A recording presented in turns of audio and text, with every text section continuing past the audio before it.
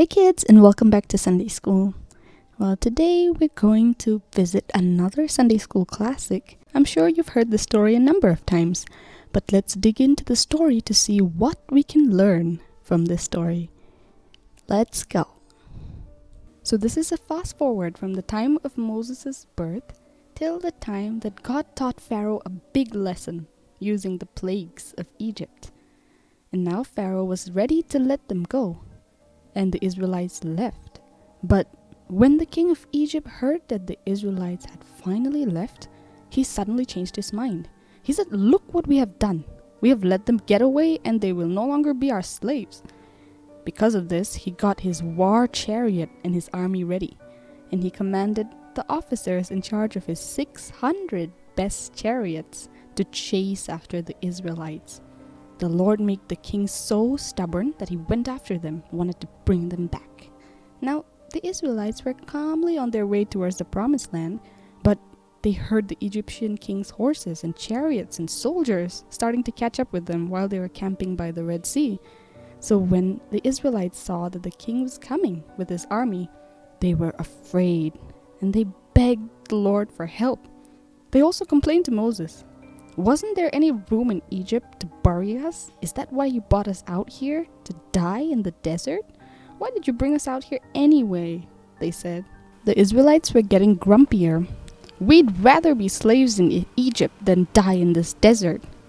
But Moses answered, "Don't be afraid. Be brave and you will see the Lord save you today. These Egyptians will never bother you again because the Lord is fighting for you. You won't even have to do a single thing." It was then that the Lord said to Moses, "Why do you keep calling out to me for help? Tell the Israelites to move forward and hold your walking stick over the sea. The water will open up and make a road where you can walk on dry ground. I will make the Egyptians so stubborn that they will go after you, and I will show them who the Lord is, and they will know for sure what happens when they go against the God of Israel." All this time, God's angel was going ahead of God's army, but now he moved behind them. The large cloud had gone ahead of them, but now it moved between the Egyptians and the Israelites. The cloud gave light to the Israelites, but made it dark for the Egyptians, so that they could not come any close to the Israelites. And Moses stretched his arm over the sea, and the Lord sent a strong east wind that blew all night until there was dry land where the water was. The sea opened up and the Israelites walked on dry land with a wall of water on each side. I'm thinking it must have felt like a very big aquarium where you could touch the little fishies. Anyways, the Egyptian chariots went after them, but before daylight, the Lord looked down on the Egyptian army, and the fiery cloud made them panic. At that time, the chariot wheels got stuck and it was hard for them to move. So the Egyptians said to one another, "Let us leave these people alone because the Lord is on their side." But the Lord wasn't done with them yet. The Lord told Moses, "Stretch out your arm towards the sea. The water will cover the Egyptians and their horses and their chariots." So Moses stretched out his arm, and when it became day, the water rushed towards the Egyptians. They tried to run away, but they were drowned in the sea. And all of them, not even a single Egyptian soldier that followed the Israelites, came out alive from the sea.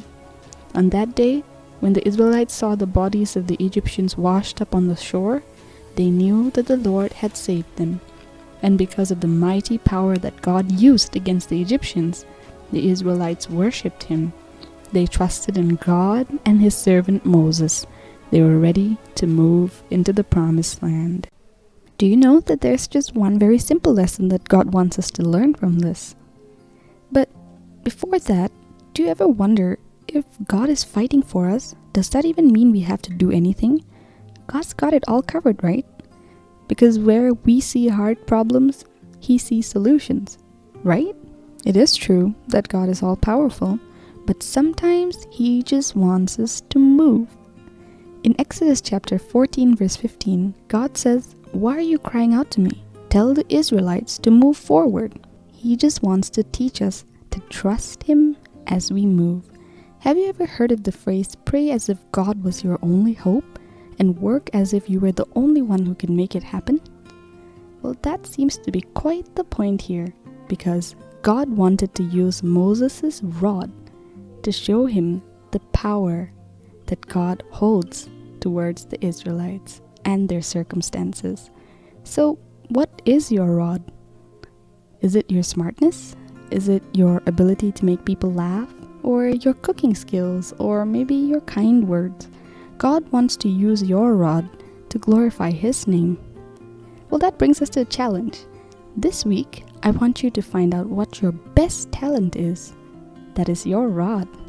And I want you to pray that God may use it to part the Red Sea of doubt and fear in your life. So find your talent and ask the Lord to help Him use it for your friends, for your family, and ultimately for all those around you.